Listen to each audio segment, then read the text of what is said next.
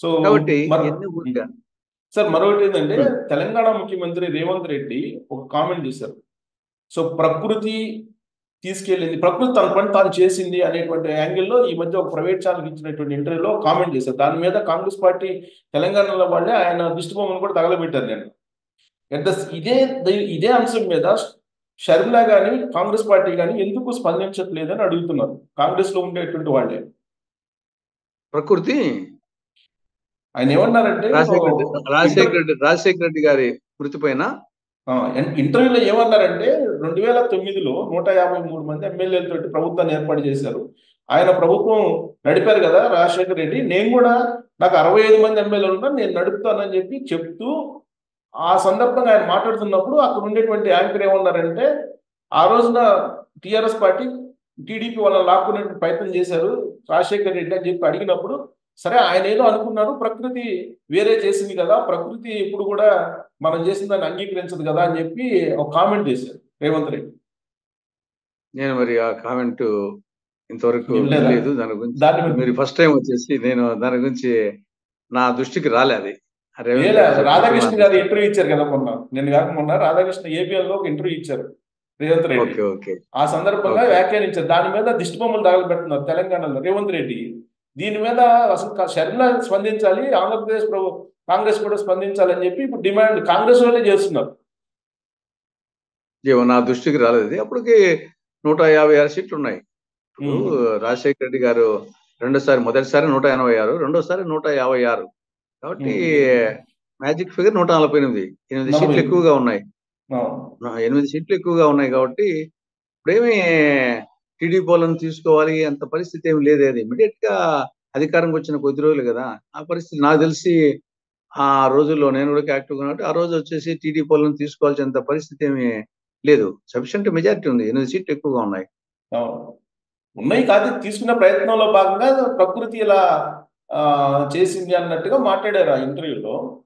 సరే ఆయన ఏం మాట్లాడి చూడలే కానీ అందరికీ ప్రకృతే కదా. ఏదో కారణం చేత ప్రకృతి అందరము ప్రకృతిలోకి పంచభూతాలకు పోయే వాళ్ళమే కదా. నింగి, నేల, నీరు, నిప్పు, వాయువు ఈ పంచభూత సమన్వితమైన ప్రకృతిలో ఏ చావు చచ్చినా ఆఖరికి పంచభూతాల్లో కలిసే వాళ్ళం అందరం. రాజశేఖర అందరం కూడా పంచభూతాలకు పోయేవాళ్ళం. ఇప్పుడు వైఎస్ఆర్ కాంగ్రెస్ పార్టీ వాళ్ళు కూడా ఇదే అంశం మీద కాంగ్రెస్ పార్టీని నిలదీస్తుంది అక్కడ. At the same time Revanth Reddy ఆంధ్రప్రదేశ్కి వస్తే అప్పుడు చెప్తాము, ఈ సమాధానాన్ని చెప్పకుండా ఆయన ఎంటర్ అవుతారు అన్నట్టుగా వైఎస్ఆర్ కాంగ్రెస్ పార్టీ వాళ్ళు మాట్లాడుతున్నారు.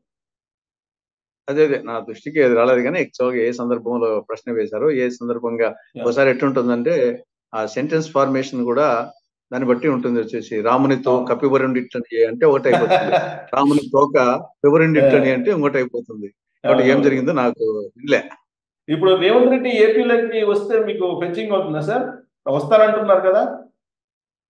ఇప్పుడు కాంగ్రెస్ పార్టీ జాతీయ పార్టీలోకి జాతీయ నాయకులు వస్తారు, పొరుగు రాష్ట్రాలు వస్తారు. ఇప్పుడు సిద్ధరామయ్య, శివకుమార్ తెలంగాణకు పోయినారు కదా. అదే తర్వాత మిగతా ఇప్పుడు వచ్చేసి ఈవెన్ బీజేపీకి వచ్చేసి ఉత్తరప్రదేశ్ ముఖ్యమంత్రి వస్తున్నాడు కదా. కేంద్ర మంత్రులు, ప్రైమ్ మినిస్టర్ నడ్డా, అమిత్ షా కాకుండా ఉత్తరప్రదేశ్ ముఖ్యమంత్రి వాళ్ళు న్యాచురల్ గా వచ్చేసి ఎన్నికలు జరిగేటప్పుడు రాష్ట్రాల ముఖ్యమంత్రులు బీజేపీ వాళ్ళు వస్తారు, అంటే కాంగ్రెస్ వాళ్ళు ముఖ్యమంత్రులుగా ఉండేవాళ్ళు కొందరు నాయకులు డెఫినెట్ గా వచ్చే అవకాశం ఉంటుంది. కానీ జమిలీ ఎన్నికలు కాబట్టి అటు లోక్సభ దేశమంతా జరుగుతాయి, తెలంగాణలో కూడా ఎన్నికలు జరుగుతాయి, కర్ణాటకలో జరుగుతాయి. కాబట్టి ఆంధ్రప్రదేశ్ లో అసెంబ్లీ, లోక్సభ రెండు జరుగుతాయి కాబట్టి ఎన్నికలు నాయకులు బిజీగా ఉంటారు. కొంత టైం కేటాయించవచ్చు. ఇక్కడ అక్కడ ఎన్నికలు ఉన్నాయి. తెలంగాణలో ఆయనకు 17 పార్లమెంట్ నియోజకవర్గాలు. ఇప్పుడు ఈసారి లోక్సభ నియోజకవర్గాలు ప్రతిదీ చాలా అవసరమే కదా.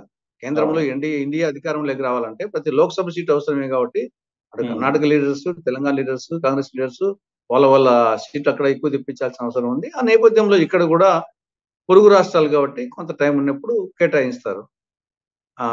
ఇది న్యాచురల్. బీజేపీలో కానీ కాంగ్రెస్ లో కానీ న్యాచురల్ వచ్చేసి ముఖ్యమంత్రులు, బీజేపీ ముఖ్యమంత్రులు ఏ విధంగా వివిధ రాష్ట్రాల్లో పర్యటిస్తారు, కాంగ్రెస్ ముఖ్యమంత్రులు కూడా, కాంగ్రెస్ నాయకులు కూడా పర్యటిస్తారు. ఏం దాంట్లో వచ్చేసి కొత్త ఏం లేదని నా అభిప్రాయం.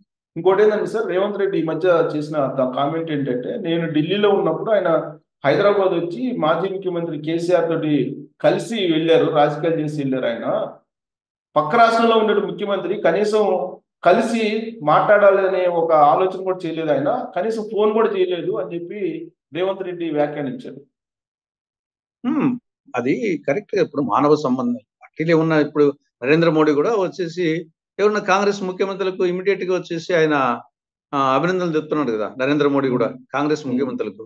ఆ విధంగా ఇతను కూడా వచ్చేసి నాట్ ఓన్లీ జగన్మోహన్ రెడ్డి విషయం, నాట్ ఓన్లీ రేవంత్ రెడ్డి విషయం, ఈవెన్ కేసీఆర్ విషయంలో కూడా ఏదో అత్త చచ్చిన 6 నెలలకు కోడలు ఏడ్చినట్టు కాలు ఇరిగినాక 25 రోజులకు పోతాడు అక్కడికి. కనీసం ఫోన్లోనే మాట్లాడాలా, మెసేజ్ అన్నా పంపించాలా, చూడాలా, పక్కనే కదా వచ్చేసి. కాబట్టి ఈవెన్ కేసీఆర్ విషయంలో కూడా వచ్చేసి అతను అబ్నార్మల్ డిలే చేశాడు. అదే విధంగా వచ్చేసి రేవంత్ రెడ్డి పొరుగు రాష్ట్ర ముఖ్యమంత్రి, ఏ పార్టీ తరఫున సరే ఇమీడియట్ గా వచ్చేసి ముఖ్యమంత్రులకు, వేరే ముఖ్యమంత్రులు కంగ్రాచులేషన్ చెప్పడము, అభినందనలు తెలపడం, ఇది ఒక సత్సాంప్రదాయం. కాబట్టి ఆ సంప్రదాయాన్ని పాటించకపోవడము అటు కేసీఆర్ విషయంలో తప్పే జగన్ చేసింది, రేవంత్ రెడ్డి విషయంలో కూడా తప్పే. సో కంటిన్యూషన్ లో కొడాలని మాకు అసలు అవసరం లేదు, రేవంత్ రెడ్డిది కలవాల్సిన అవసరం లేదు, ఫోన్ చేయాల్సిన అవసరం లేదు, మాట్లాడాల్సిన అవసరం లేదు, ఆయన పెద్ద లీడరా జగన్మోహన్ రెడ్డితో పోల్చుకుంటే అని చెప్పి ఆయన నిన్ననే ప్రెస్ మీట్ లో మాట్లాడినట్టున్నాడు. దాన్ని ఎలా చూస్తారు? అంటే ఇవన్నీ సంస్కృతి సాంప్రదాయాలు.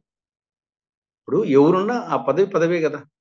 మనము ప్రోటోకాల్ ప్రకారంగా పదవి రీత్యా ప్రోటోకాల్కి వచ్చేసి భారత రాష్ట్రపతి ఈవెన్ ఉపరాష్ట్రపతి, భారత రాష్ట్రపతి మొదటి ప్రోటోకాల్, సెకండ్ ఉపరాష్ట్రపతి, థర్డ్ ప్రధానమంత్రి. అయినప్పటికీ ప్రధానమంత్రి వచ్చేసి మీటింగ్ ఉన్నప్పుడు ఫస్ట్ రాష్ట్రపతికి ఇస్తారు కదా, అది ప్రోటోకాల్కు. అదే విధంగా వచ్చేసి స్పీకర్ స్థానంలో కూర్చుంటారు. ఇక్కడ ముఖ్యమంత్రి, ప్రతిపక్ష నాయకుడు కింద కూర్చుంటారు, స్పీకర్ పైన కూర్చుంటారు.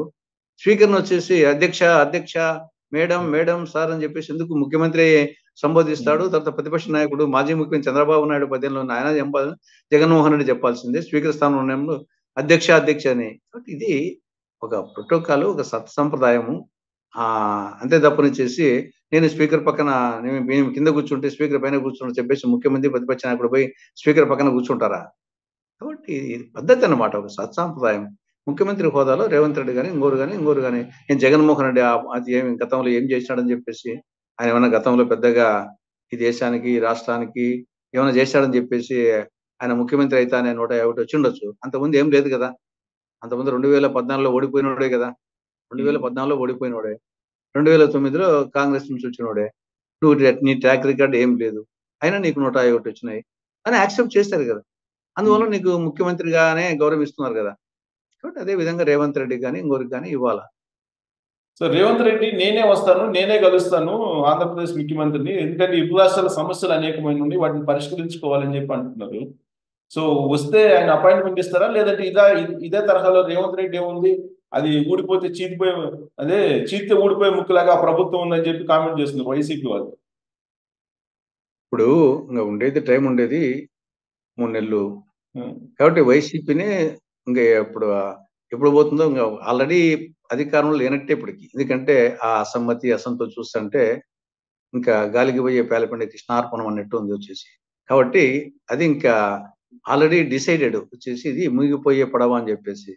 కాబట్టి ఇక్కడ ముందు ఈ 3 నెలల్లో కలవచ్చు, కలగకపోవచ్చు. ఎలాగో వచ్చేసి ఆల్మోస్ట్ ఇక్కడ ప్రభుత్వం లేని పరిస్థితుల్లోనే ఉంది ఇక్కడ.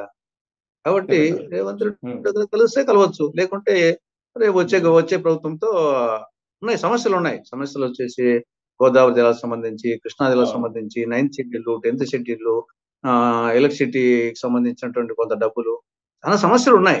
కాబట్టి ఇద్దరు కూర్చొని మాట్లాడుకోవాల్సింది. కొందరు కేంద్ర ప్రభుత్వం యొక్క మధ్యవర్తిత్వం తీసుకొని, సమస్యలు అనేకం ఉన్నాయి, డెఫినెట్ గా మాట్లాడుకోవచ్చు, అవసరం ఉంది.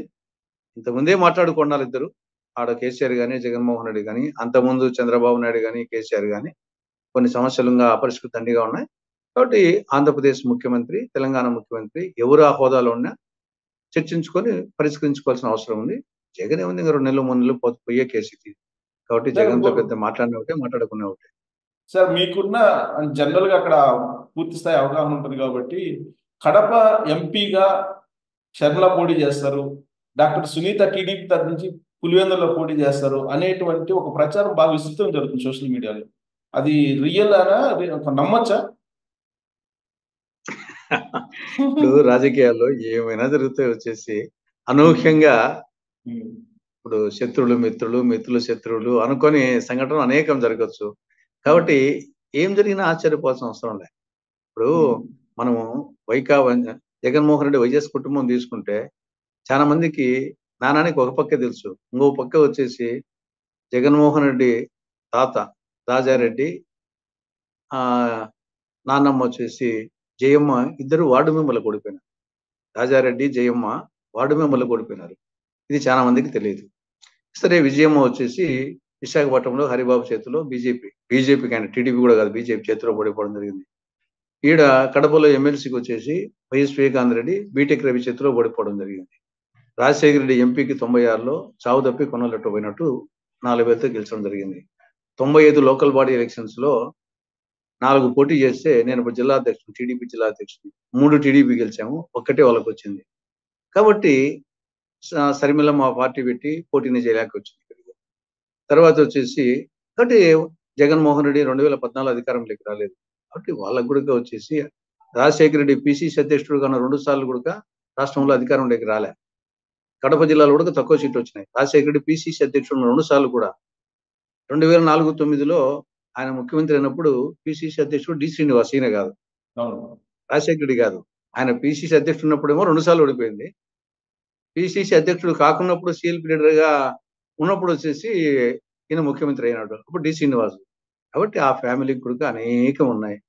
కాబట్టి విజయమ్మ ఓడిపోయింది, శర్మిలమ్మ పోటీనే పెట్టలేదు, జగన్మోహన్ రెడ్డి ఒకసారి అధికారం లేదు, రాజశేఖర రెడ్డి ఒడిదుడుకులు ఉన్నాయి, వివేకానంద ఓడిపోయినాడే, రాజారెడ్డి ఓడిపోయినాడే. కాబట్టి ఏమి వచ్చేసి వాళ్ళు ఏమి పోటీ చేస్తే ఆకాశం భూమి బద్దలైపోతాయా? ఆ కుటుంబం సార్ బీటెక్ రవి చేతిలో ఓడిపోయినాడే కదా వైఎస్ వివేకానంద రెడ్డి, ఈయన పార్టీ తరపునే. కాబట్టి ఏమంటే కాలం కలిసి వచ్చింది. కాలం కలిసి వచ్చినప్పుడు నడిచొచ్చే కొడుకు పుడతాడు. కాలం కలిసి రానప్పుడు పైపంచే పామయ్య అని చెప్పేసి ఒకసారి క్రికెట్ మ్యాచ్ లో ఒక క్యాచ్ మిస్ అయిపోతే సెంచరీ కొడతాడు, ఆ క్యాచ్ పట్టేస్తే డక్అవుట్ అవుతాడు. ఆ విధంగా అన్ని 40 సంవత్సరాల పైగా అన్ని అబ్జర్వ్ చేస్తున్నారు కదా.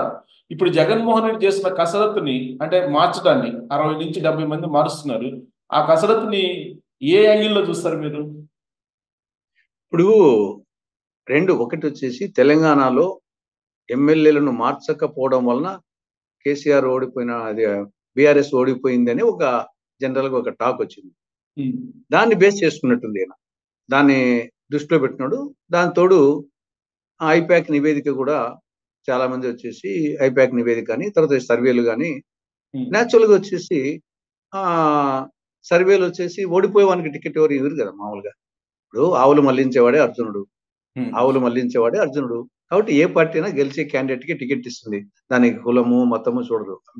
జగన్మోహన్ రెడ్డి ప్లేస్ లో మీరున్నా నేనున్నా ఎవరున్నా గానీ గెలిచే క్యాండిడేట్ అనుకుంటాం. ఆ నేపథ్యంలో వచ్చేసి ఆ రిపోర్ట్ ఒకటి. రెండవది తెలంగాణలో కేసీఆర్ మార్చకపోవడం వల్ల జరిగిందనే యాంగిల్లో ఈయన కొన్ని డెసిషన్ తీసుకుంటున్నాడు.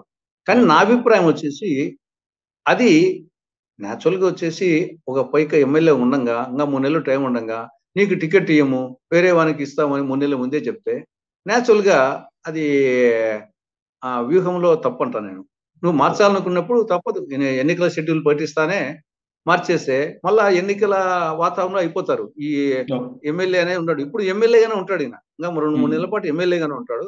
ఆడ వేరే వాళ్ళని పెట్టినప్పుడు న్యాచురల్ గా క్లాష్ వచ్చేసి పార్టీకి బాగా నష్టం కలిగిస్తుంది. మోర్ ఓవర్ ఇక్కడ ఎమ్మెల్యేల మీద వ్యతిరేకత కంటే సీఎం మీద వ్యతిరేకత ఎక్కువగా ఉంది. ఇది తెలంగాణకి ఇక్కడ డిఫరెన్స్ ఏమంటే కేసీఆర్ మీద కొంత వ్యతిరేకత ఉన్నప్పటికీ జగన్తో వ్యతిరేకత పోలిస్తే కేసీఆర్ మీద ఉండే వ్యతిరేకత చాలా తక్కువ. జగన్ మీద వచ్చేసి విపరీతమైన వ్యతిరేకత ఉంది. ఆయన నియోజకవర్గంలోనే ఒకప్పుడు ఆయన ప్రతిపక్ష నాయకుడు ఉన్నప్పుడు సభలు కలకలలాడేటి, ఇప్పుడు వెలవెలబోతున్నాయి.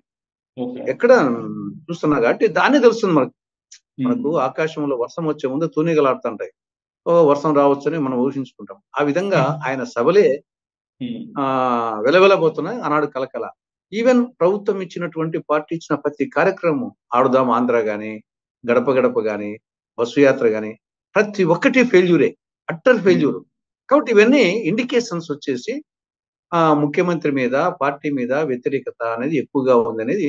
ఇప్పుడు ఇంకా ఉద్యమాలు ఒకరికి కాదు, అంగన్వాడీలు, ఆశా వర్కర్స్, మున్సిపల్ కార్మికులు, వాలంటీర్స్, విఆర్స్, ఈవెన్ వాలంటీర్స్ వచ్చేసి ఏదో మెయిన్ అనుకున్నటువంటి వాలంటీర్స్ వచ్చేసి వాళ్ళే చేసే పరిస్థితి ఉంది.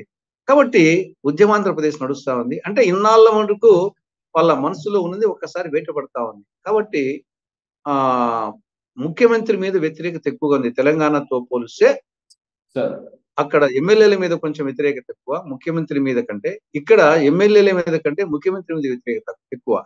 కాబట్టి అక్కడికి సార్ ఇక్కడ డిఫరెన్స్. కాబట్టి పంటి నొప్పికి తుంటి మీద అన్నట్టుంది. పంటి నొప్పికి సార్ నాటు ఆ- వైద్యుడు వైద్యం తెలియక తుంటి సార్ మీద అనే అంట. పన్ను పోయింది, తుంటి పోయింది.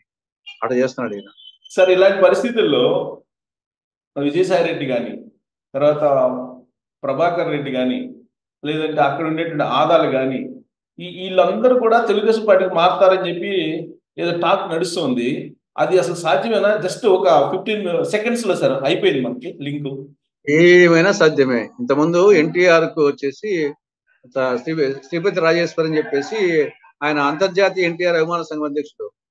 ఫస్ట్ తెలుగుదేశం చంద్రబాబుకు ఎన్టీఆర్ కు స్పిట్ వచ్చినప్పుడు ఫస్ట్ పోయింది చంద్రబాబుకి ఆయనే. కాబట్టి వీళ్ళని వచ్చేసి అతి వినయం దురదృష్టం అని చెప్పేసి దగ్గర ఉండే వాళ్ళకే నాయకుని బలహీనతలు బాగా తెలుసు. కాబట్టి ఏమైనా డెసిషన్ తీసుకుంటే ఫస్ట్ వాళ్ళే తీసుకునేది. ఓకే. రామాయణంలో వచ్చేసి విభీషణుడు లేకుంటే రావణ చాలా ఇబ్బంది ఉండేటి. రావణ తమ్ముడు విభీషణుడు